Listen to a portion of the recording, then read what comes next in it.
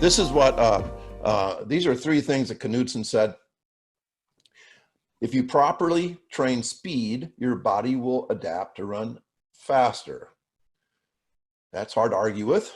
If you properly train speed endurance, your body will adapt to run fast longer. If you train long and slow, your body will adapt to run longer and slower.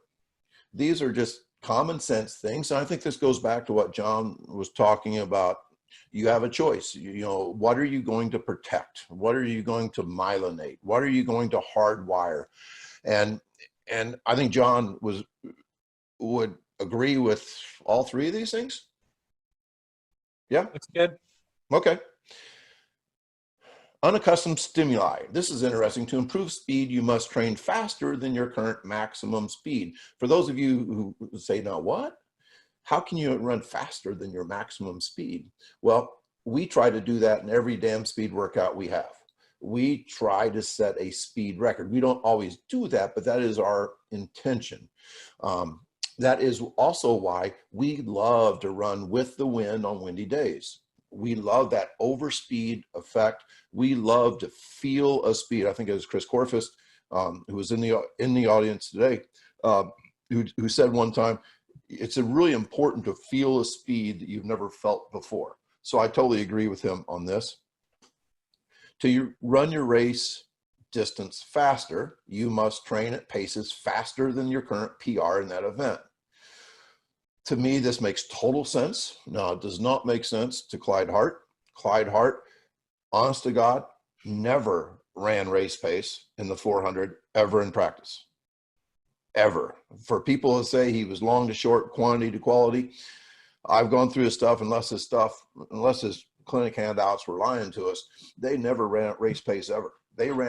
He actually had a slide that says, run slower to get faster, which I don't understand. He's the greatest track coach of all times, but that doesn't connect with me at all. If you only train at paces at or slower than what you've already accomplished in your event, your body will not adapt to run faster. So this is, once again, this is why I think this is interesting. I mean, you can say, oh, you don't know anything about distance running, and you're right. Like we said at the start, I've never had an all-stater in the 2 mile, so I don't know anything about this, but it's just interesting to bring up these ideas. And I think, God, we're living in such a time now that too many people do not want to sit down and talk to people that they do not agree with. And I think more than ever, we need to be able to do that, because in modern life, we are able to surround ourselves with people who think the same way that we do. And that's fantastic. But I really question whether or not we get better when we do that. And I think that, sometimes, the country can go to hell because of that. So, okay. If stresses are too great, you will not improve. You'll regress or become injured or ill. That's something all coaches think about, I hope. But this is interesting. He talks about a short-term stress is seldom the cause of injury or illness, which means that you can really have a terrific workout. You can have a hard workout. You can have a fast workout, as long as it's short-term. If you do that every day, obviously people get hurt. But I think in my opinion, too many distance coaches are really concerned with doing anything that looks like performance during the week, because they're concerned with that injury thing. And what I would think would be, those might be your most important workouts. You just have to frame it with enough recovery and enough variety so that you don't get hurt. Now, cumulative stress, in Knudsen's opinion, due to a lack of recovery and adaptation between workouts, is generally the cause of lack of improvement, regression, and injuries and illnesses. So that cumulative stress, I think, is something that I know a lot of distance coaches, because they're 7-day-a-week people and because they're constantly pushing mileage, sometimes there is a cumulative stress that interferes. If I can jump in there too. Yeah. I think one thing that's really important to note is that our athletes are adapting for the first time to if you are attempting to get them run 6-7 days a week, they've never done that before. Right. And now you're not only trying to get them to do that, you're trying to get them to do that for 6 months or 3 months. That's a pretty big ask. So if you're not really committed to recovery, and that's why I also changed from miles to minutes. 30 minutes on a recovery day is a pretty low volume day, mileage wise, but I'm willing to give it to them. So it completely agrees with that cumulative stress concept, that fully committed to recovery. And that's why I don't even want to see the mileage at the end of the week.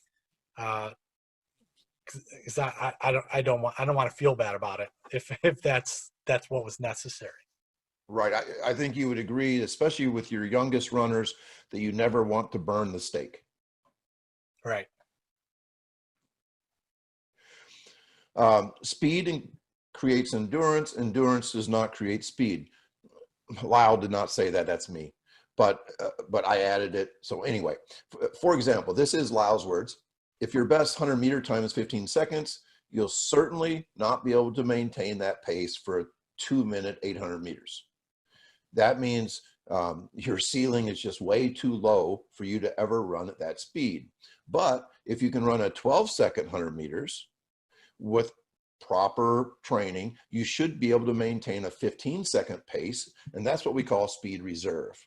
And that's why, in my opinion, the ability to run fast does create endurance. Now, this will piss everybody off, but this is his.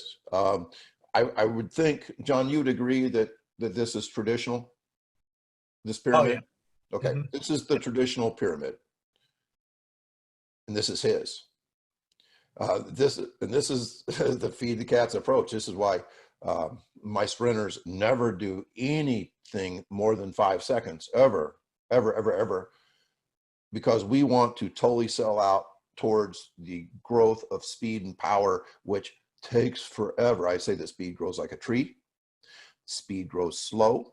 And because of that, you got to plant that damn tree early and water it every damn day, because it's your adaptations become very, very slow. If you really want to be happy as a coach, I think you should be a distance coach, because you can be like John says, run a half-ass jogging club and your kids will all improve. I don't think a guy that runs a running club will ever get kids faster in their max speed, though. This will upset some people. Certainly don't develop aerobic endurance first, because long, slow running will cause a loss of speed. Now, what John would say, and correct me if I'm wrong, but you will protect speed during even the earliest phases of base training. Yes? Yes, and particularly with freshmen, but even the seniors, the goal is to improve speed too, not just protect it. Very good. Yeah, I agree. I'm obviously the type of coach that has the inverted model. I'm a speed guy. Basically, we don't try to get to the point. We don't try to be able to sprint far until February. That's what we do. So we just totally work at raising that roof, and yeah, that's what we do. Based on scientific, you should develop speed and endurance simultaneously. That's kind of what you do, right, John? Yep. Okay. Doubt about it. Yep. By the way, if anybody wants the actual PowerPoint I have, and I've really edited it down because I knew John was going to talk for 2 hours. So anyway, if anybody wants that, I think I have a handout of his too. I can send that to you, and you can talk about him in chat rooms.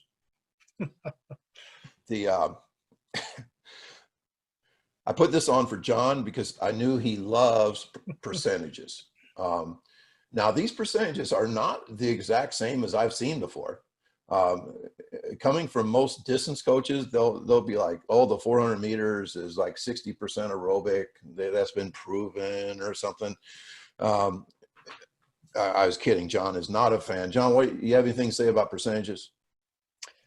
Well, these charts I under and they do have variation to them, and this one definitely is different than what I've seen. But um,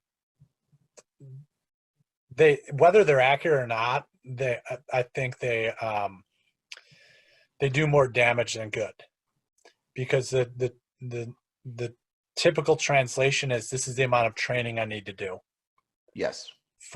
so I need to now do, you know, if I'm a 400-meter runner, 90% anaerobic training. Um, and that I found is just insanely wrong. Right. You know, Yeah, I'd agree with that. When I posted one of these slides on Twitter, the scrappy bunch came after me pretty damn hard. And one coach said that a very respected coach had told him one time that the 5K, or the cross country 3-mile race, is 97% aerobic. So that's where we should train 97% of the time. And obviously, John and I would disagree with that. Now, this is interesting. I got to do a podcast about soccer. As a matter of fact, I just posted Andrew Cormier's article that he wrote about that podcast today on Twitter. And this is the soccer conundrum. And you can't see all those numbers down there, but basically they wore a catapult. Now bear with me here, but they wore a catapult system, and their 3 best players, they charted how fast they were going to run, the percent of their max speed, and their distance, and all that stuff. Really, really cool information. And this is what they found out: that their best runners, this is at the University of Massachusetts, their best soccer players were running 9 to 10 miles during a college soccer game. First of all, that blows me away. And I know absolutely nothing about soccer, but it's kind of cool to, because of my Feed the Cats propaganda, that somebody would be interested in what I thought about these things. 85% of the running is at less than half speed. So let's say I believe it's a girls' soccer team, and their fastest girl actually could run 19 miles an hour, which is really fast. But still, 85% of her running would be at like 8 miles an hour or less. And I think that about 50% was actually at walking. So, you know, soccer is a flowy type of game. 2% of the soccer game with these 3 great athletes were at 75% max speed or greater. Just 2%. So the question to me is, should 85% of their off-season training be at slow speeds, and only 2% at 3/4 speed? And you can imagine what I said, or maybe you wouldn't, but I think this relates back to the whole percentage thing. I asked them a question: what wins? What wins the game? Is it the slow play or the fast play? And they just looked at each other and smiled, like, it's the fast play. And then I don't know anything about soccer. So I said, what kind of traits do your best players have? Are they have the ability to run a 10-mile run really well, or are they fast and explosive? They turned to each other and laughed. Fast and explosive. And they even named the girl and say, oh my God, this girl runs 19 miles an hour in games. You know, I mean, I said, so you do not train just because 85% is slow does not mean, like, it looks like I could play for a lot of a soccer game. I wouldn't be able to be good because I didn't have the explosive fast stuff in me, but hell, I can walk around for 5 miles. So I think that's important. And I think there's, you know, you can connect the dots here between training distance runners and the soccer thing. And then also this is totally different, that things are not always what they seem. And it goes kind of along, these are 2 random slides, but my son wrote this article, 3 reasons why your hurdlers can't 3-step. He says the main question that Alec ever gets is, hey coach, my hurdler fades at the end of the race. What should I do? Well, the seemingly intuitive correct answer would be increase the volume of practice to get him really tired every damn day so he won't get tired in the race. But the correct answer is to work on high speed efficiency in the first 2 hurdles. He says that everybody that fades, you can trace the problem back to the first two hurdles. They probably took off too close to the hurdle, which caused them to go up and not across the hurdle. And then because they went up, they came down and collapsed, which means they had to lengthen their stride to the next hurdle. And everything about the first two hurdles caused the problems late in the race. Now, I love to use the word counterintuitive, but this is counterintuitive, that if you think kids are not finishing well, it seems like an endurance problem, but there is no endurance component to the 110 high hurdles, none. So before I gave up on distance running, that was after 1998 when I had 6 kids under 158 and a half, and we still lost the small school state championship in Illinois. And that's when I started feeding the cats. But I'm actually going to have the audacity to give distance coaches that are 100 times better than I am some workouts that actually worked well for me. Now, you have to understand that the school I was coaching at was a school of 500 kids in an Appalachia type of area, coal mining town near Kentucky. And we had the worst. I don't care how many schools there are in Illinois, if there's 750, we're the 750th best cross-country program. We had the worst coach, and he's still coaching after like 60 years as a coach, I think. So anyway, it's just absolutely the worst cross-country program in the history of cross-country. And so my guys were probably not going to be 2-milers. So this is pretty amazing for a feed the cats coach, but we would run at goal mile pace, one workout, 48 times 100, 1 minute recovery to me meant a 100-meter walk.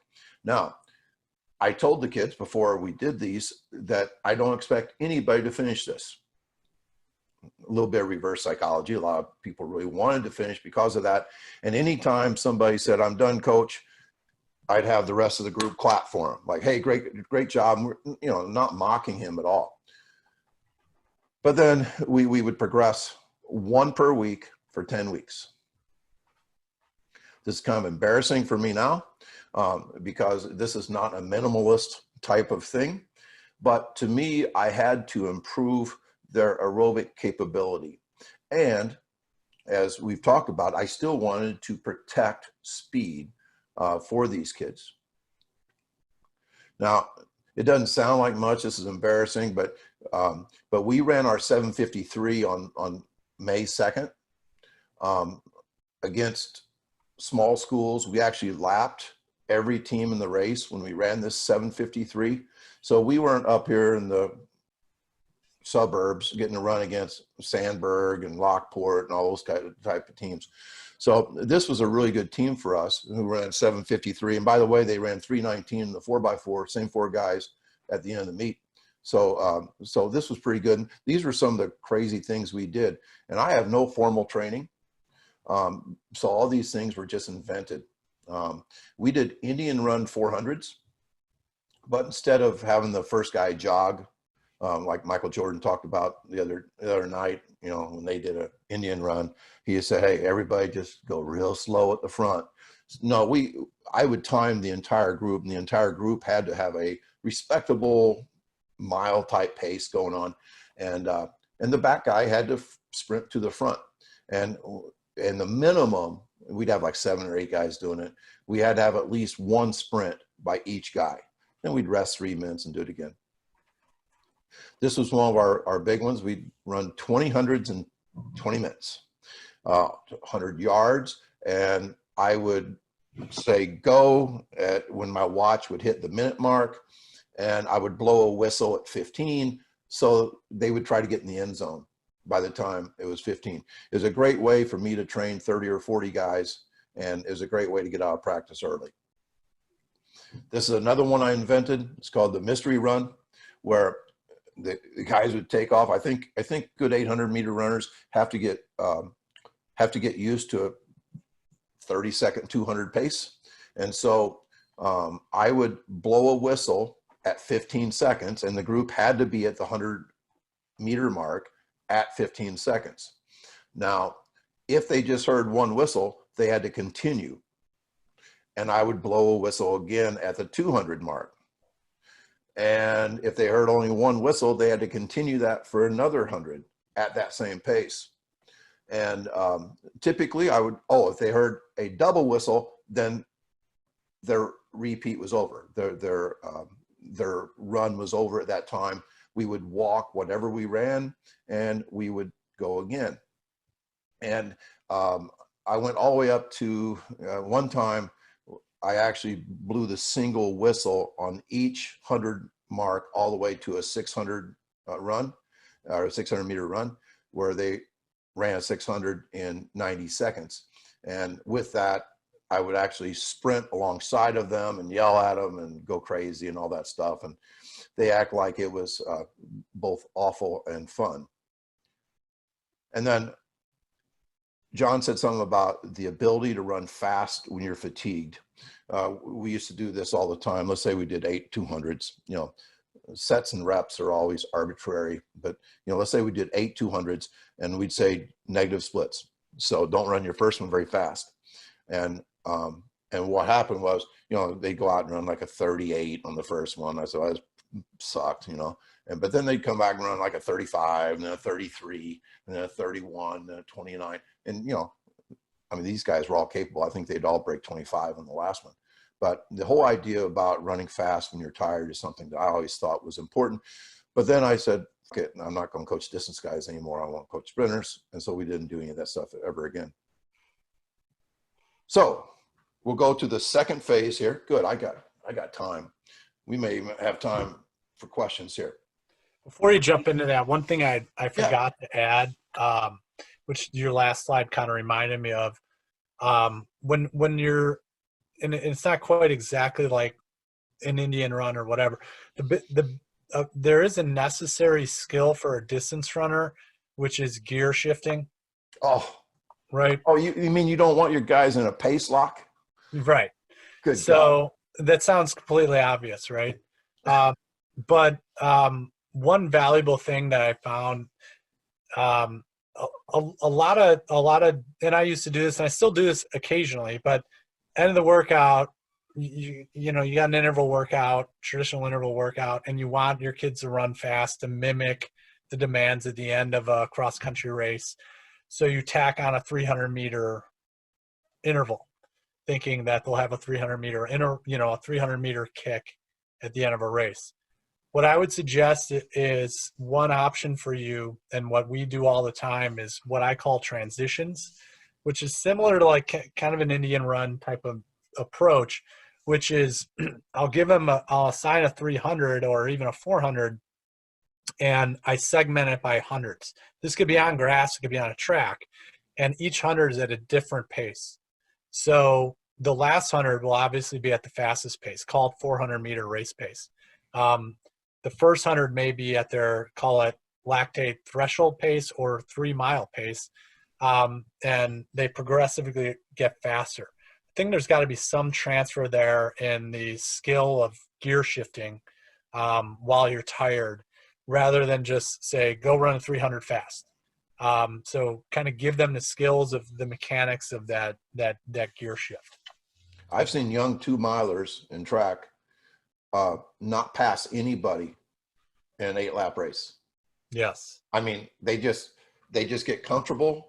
And, you know, I think obviously I'm somebody who's like, pass somebody. I don't care if they pass you back, but be competitive at some point during the race, please. Yeah. And that just popped in another version of that, you know, end of the workout 300. If you are going to do that, just traditionally, stick them in different race positions. You know, and let them deal with it. Maybe they're in the front, maybe they're boxed in, maybe they're coming from behind. But don't just say, all right, guys, 300, everybody line up, go. There's a little bit more you could do with it. That is, you know, that's your race specific day. So think about the skills that they're actually going to encounter, the environment they're going to have to run that 300 in, or run that last mile in. So just some things to think about. This is going to be really cool what you got next. The thing the thing that that's also important, and this goes into my thinking all the time. Once again, we're shaped by our past, and I hated track in middle school, high school, and in college, and because of that hatred of my sport, I was just good enough that, you know, the meets gave me a little satisfaction and stuff, but my hatred of track has made me want to create things that were even if we have to work hard in practice, it's going to be some interest to it. It's going to be blowing a stupid whistle every 15 seconds. And sometimes I blow it twice. And sometimes, like I did a workout two years ago, a lactate workout, where I rode alongside my guys on my bicycle and almost killed myself. Just something to make it better than what I had it. You know, we just, okay, 10 400s. If you don't run them all in under 65, you got extras. You know, that was my life as a track athlete, and that's not much fun. Gait retraining. First of all, I'd like to say that I've learned tons from Chris Korfist, and I've known him for about 12 years, and I was a good coach before I ever met him, but he's made me a lot better coach, and I'm still figuring stuff out that he's told me and taught me for a long time. So anyway, some of this stuff came directly from him, and I want to give him credit. First of all, running is not sprinting. I love this picture because you see a bunch of different gaits. And this is a problem. If this is all you do, I don't see how you run that 149 800. You know, I don't see how your 4x4 team competes at high level, or 4x8 teams compete at a high level. I don't see how you're a good cross country team if this is all you do.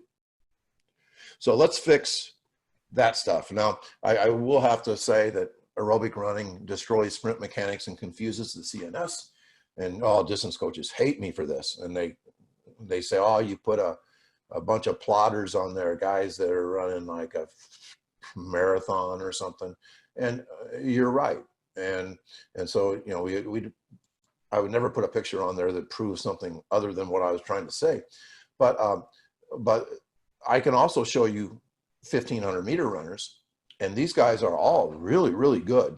And it's interesting. John showed pictures of sprinters and pictures of distance runners, and these guys are not sprinters. They are fast and efficient runners. And you can say, well, God, they can all run 48 in the 400. And yes, they can. But 48 is not a sprint for their level of competition. So we have to learn how to sprint. And the easiest thing to say is just look like Carl, be real tall, you know, get your foot in front of the knee. One of the things that all my young runners want to do is they want to drag that foot and have that foot be like under their hamstring or under their butt. You're never going to have a great hammer coming down if you do not have that foot out in front of your body. And then I talk about the hand crossing the hips. That prevents people from speed skating, and that's that hand cross the hip. Carl actually, I've actually talked to Carl before, and he talks about elbow to the sky. I think if the hand crosses the hips, the elbow does go to the sky. So now this is where I'm going to click off of my PowerPoint because videos are much better. This is Billy Fayette, a 410 miler at Hinsdale. And this is Chris Korfist's video. And I want to show you the reach. That foot is coming, whoops, that's actually the good foot. All right, here's the reach. You see that first foot? That lead foot is landing way in front of the body. And so because of that, it's going to be on the ground a really long time. And because of that, his trail leg is what sprint coaches call bad backside mechanics. And almost all distance runners have bad backside mechanics. So we're going to fix that. Now, this is not his only problem. Remember, this guy's a 410 miler. He went to, I just found out today, he went to Wake Forest. I mean, he's legit. Big, tall kid. But you can still fix some things here. here's the other thing. When I saw this, okay, you see the problem there? It's not just the left leg. Oh, there's the right leg. His heel is under, his right heel is under his left shoulder. When Chris showed me this, I said, I'll never forget, I said, that's unfixable. And that's when Chris, laughs to himself and says, you watch, you just watch. So this is the same guy. Now look at his foot.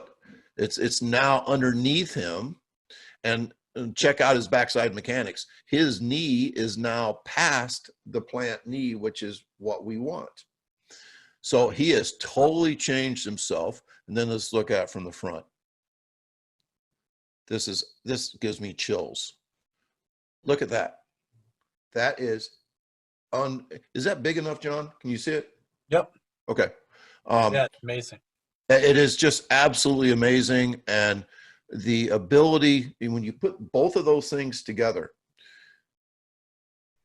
that foot not quite as good, this foot really good, that time is pretty good. So to me, when Chris Gorfus can show me these two videos, I'm like, I got to hang out in the guy's basement, because this is amazing stuff. So how do we get there? How do we get there? What is the secret sauce? Okay, the next slide, it actually shows you a couple things here. These are also some still frames. You notice that in the white t-shirt, that was the later thing, how much more upright he was. He's really bent over here. His backside is much more, his foot's almost under his butt there. Here, the foot is way back. Let's see what my next still slide is. Check out how much further on plant. His knee is way, in the white shirt, is way past the other knee. Here, it's not as far. Also, you got the posture problem. And here's the crossover, just a couple still frames, the crossover. And then I'll show you my guy. This guy was a freak of nature. Incredible ankles and feet, the most efficient, stiffest sprinter I've ever seen. Zero collapse in his ankle, zero collapse in his knee, zero collapse in his hip, absolutely straight lines. This is just, yeah, I mean, this was, yeah, there was a reason why he's the best sprinter in the history of the state of Illinois at the age of 15. And he's still doing pretty good. This is Ryan Clevenger. I'm showing you the problems first, and then I'll show you the fixes. This, once again, remember, if you can learn something today, learn that knee, the picture on the right, should be past your plant knee. If not, then you have the picture on the left, you have that bad backside stuff going on. That leg is trailing. Those are slow mechanics. And once again, Ryan Clevenger, he ran for John Sipple, didn't he? Yep. And he was a 412 guy, you know. He was a stud, yeah. Total stud, you know. We could talk about what they did with him at Wisconsin, but we won't. Another picture of Marcellus, his posture, knee past the knee. It's one of my favorite pictures of him. This was the second fastest sprinter in the state of Illinois last year. He ran like 10:46, I think. How do you fix this?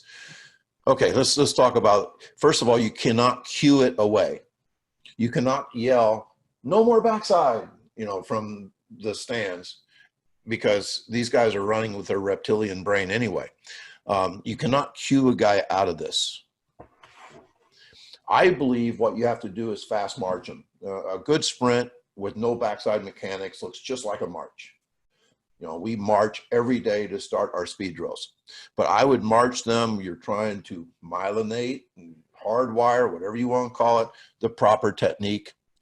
Bobby Knight said one time to me, actually, when I was studying him as a young basketball coach, Bobby Knight said, we don't form habits by talking about them. And coaches want to talk kids through everything instead of reforming habits. So then you go to a fast march over wickets that are about 3 feet apart. If that's too far, move them in some, but just get them with the idea that we're not going to drag our back leg like that. And then you go fast sprint over 5-foot wickets and you video it. And one of the things I learned from my son, Alec, I think the most brilliant things are the simplest things. He says every time he does a video over hurdle, and they never go over hurdle without video, and they never go over hurdle without spikes, and they're always fast. But anyway, they bring him over, and he says, I say nothing. I say nothing. I show the kid the video, and then the kid wants to engage with it. If I start pointing out all the things he's doing wrong, that kid may push back. He may disengage. But you let the kid see the video and let him see whether or not he's dragging that back leg. And then you sprint over 6-foot wickets. And that's our normal length of wicket when we sprint through them. And you video again. And if they go back to this kind of crap, you say, okay, you're not good enough yet to go over that. We got to keep marching you. Go out in the street at night and march. But we're going to get this fixed by doing things over and over and getting new habits. Yeah, you got to go back. So this is why we do wickets, and I'll talk a little bit about wickets here. This is Jalen Gavon, a great junior that would have been a 39-second 300 hurdler for me and a 49-second 4x4 guy. He's only a junior, so luckily, hopefully, we will be back next year. But this is why we do wickets. And I thought at one time that just the fact that there are wickets will solve the problems of distance runners. But then I've seen our distance runners go through them, and a lot of them do not look like this. You know, we want to be big in the front and short in the back. This is really just looks like a march. And this looks just like Carl Lewis. The big spread of the femurs is very, very important here. And if you bisected the angle, the arrow should go down underneath the foot. And if you notice here, we actually go through wickets a lot with the wickets laid down, because kids will still go over them just like there's a barrier there. We tell them to go over them like there's 6-foot wickets, and they never knock them down when they do this. So that's a good thing, because that pisses me off. Let me show you a couple things. First of all, note that all my guys are down at the other end, and we run in full speed to our wickets. The wickets are laying down. They're 6 feet apart.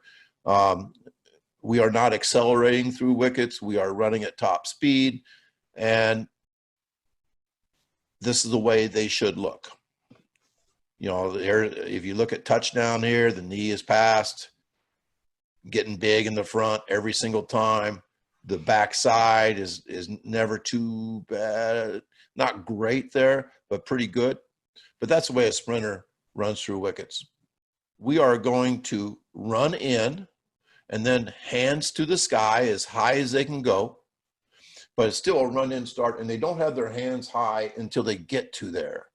And what this does is creates strength in the lateral sling.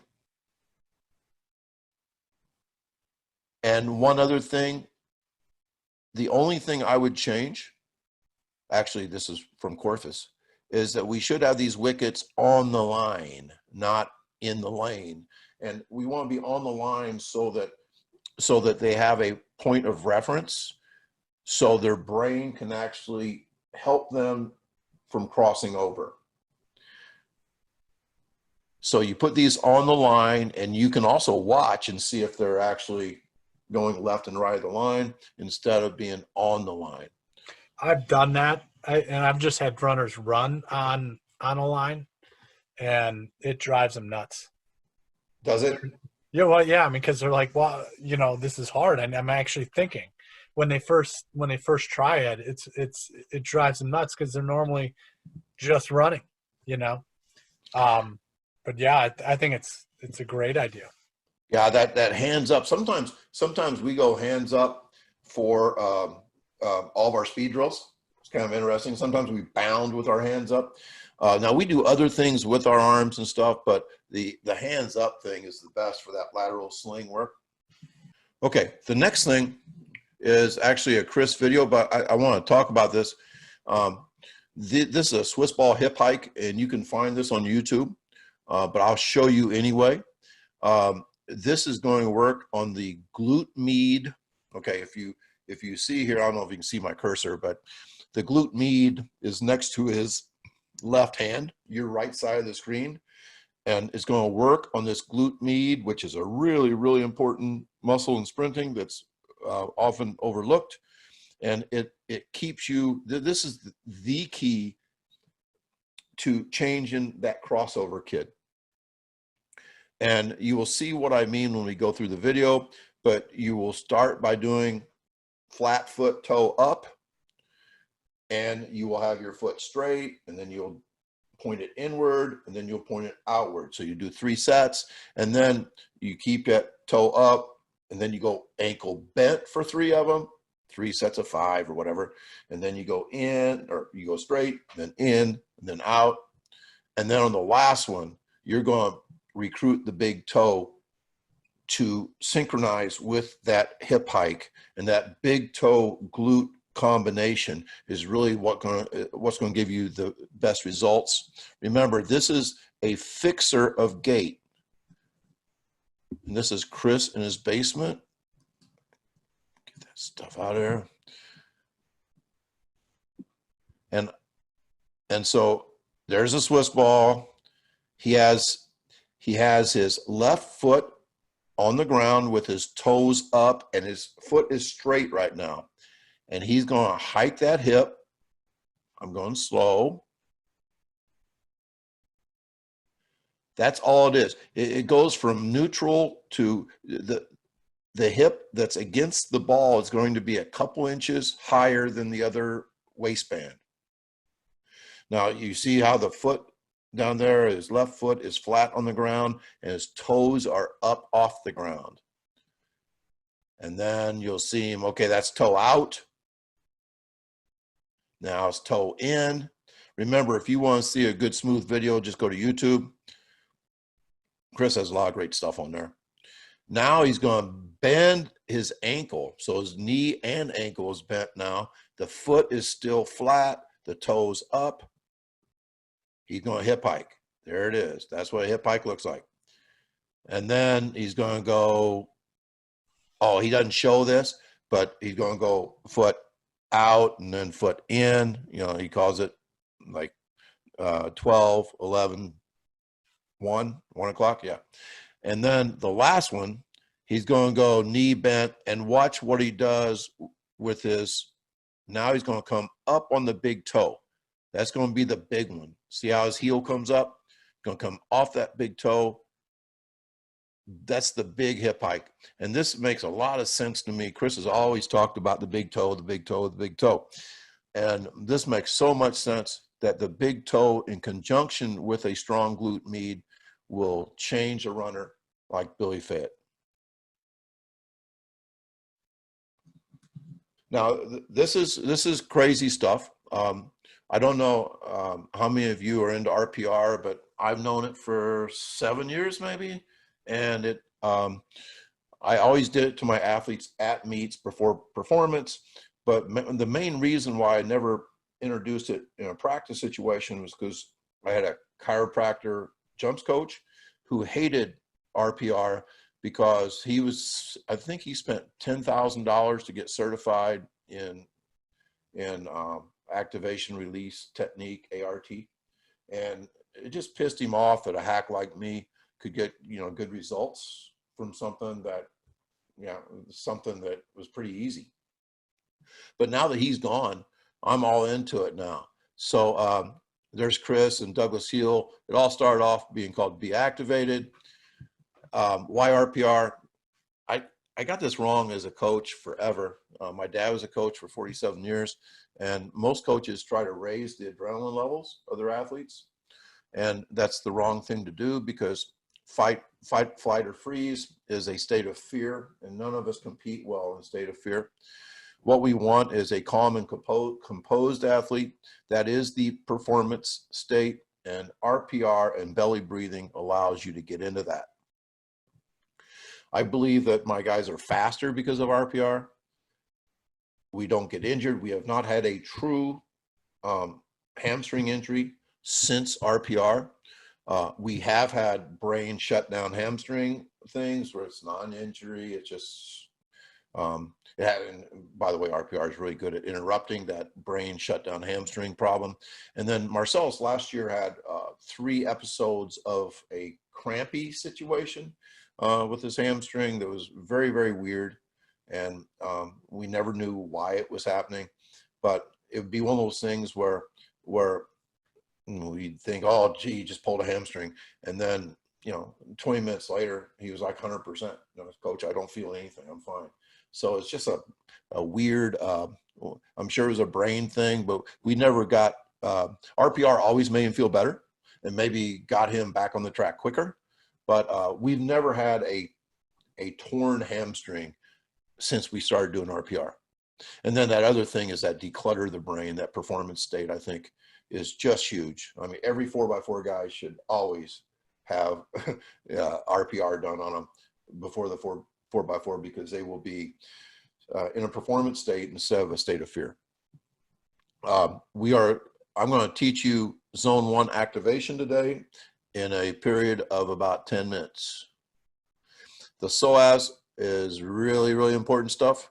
It goes from the spine to the femur and initiates the lifting of your knee. Many athletes do not have a functioning psoas, and it's like off. It's not activated. It needs to be reset. And you will still be able to lift your knee without the psoas, but it's asking for trouble because if you do that, something else is doing the job that the psoas is supposed to be doing. Another picture of the psoas, very interesting muscle. This is Julian Love doing the psoas activation with a stick. And he was Tribune Player of the Year 5 years ago. He was played for Notre Dame, and now he's playing for the Giants.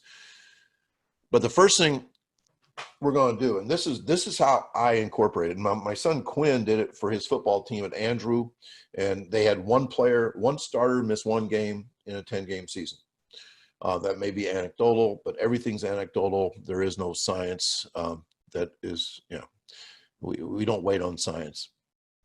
So he tried to do it like 1 reset and then some activity, another reset, and I tried that as well. But what I found out was that if I said, give me 90 seconds of your undivided attention, I mean like 100% focus, 90 seconds. And I put the guys that were most likely to be unfocused in the very front and told them that I'd kill them if they, like talked or something, that they would give me this 90 seconds. So if you can picture this, we are just rubbing the bottom rib hard on both sides and then up the sternum. And by the way, it probably went for 3 minutes, but I always told them 90 seconds just because I thought maybe I could get them to do it better. But we did a good job with that. And then we do some belly breathing. So here's the belly breathing. That's what belly breathing looks like. We maybe do like 3 or 4 belly breaths. Obviously more would be better, but we're just trying to get a minimum effective dose. Then we'd work on the psoas. The psoas is 2 inches over from the belly button, 2 inches down. He's hitting the psoas point right now. And what I would tell them, I don't know if you can see this, 2 inches over, 2 inches down. We'd go fingers towards the belly button and I would press in. And we would make big circles because you don't feel anything with your hands, but you feel something in your gut if you hit the spot. We are actually not going to touch the psoas here. That would be impossible. We are simply triggering a point in the body where that works. Now on the other side, I would use my thumb. That's what I do.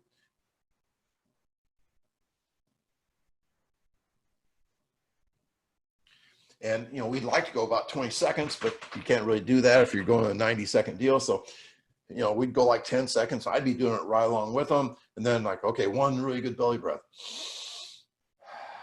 in through the nose, out through the mouth, make a noise. Then we do glutes. The glute spot is right here. And we press, I'd say press hard, make it red. And then we would do the other glute spot that's under the earlobe towards the nose.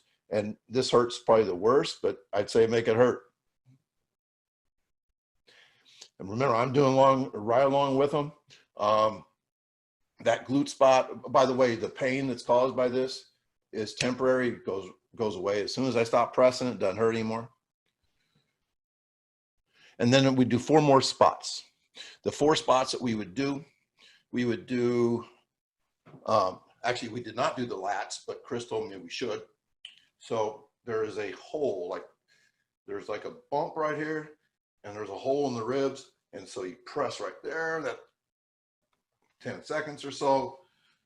There's a hole right there. That's like a bump that leads to an indentation. So you press right there. Belly breath. And then I did it with my thumbs, but we would go that area between the iliac crest and the bottom rib. And we would work all through that soft area, just kind of torturing that soft area, and then do it the other side. And then we would do the lateral sling, which is right on top of the iliac crest. And we press real hard all the way through, press real hard.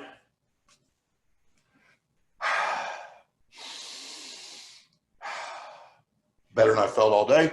And then we do our hamstrings, which is the very top of the glutes.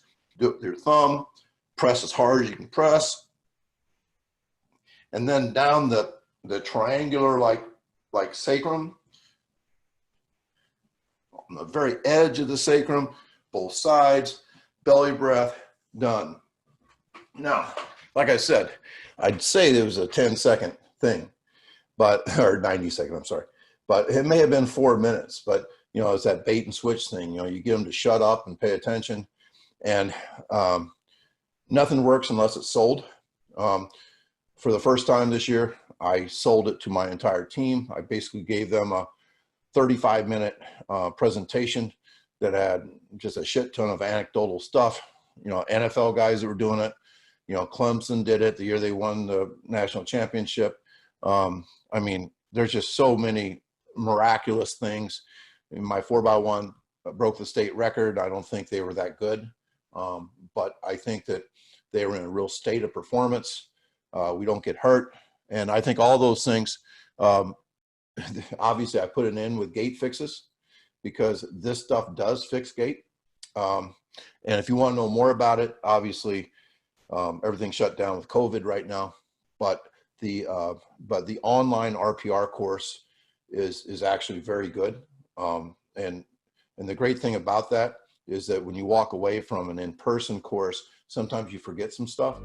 With the online course, it's always there, and you can keep going back. And the online course does a really good job of teaching how to teach kids to do it to themselves. And there's different things that you can do to get buy-in as well.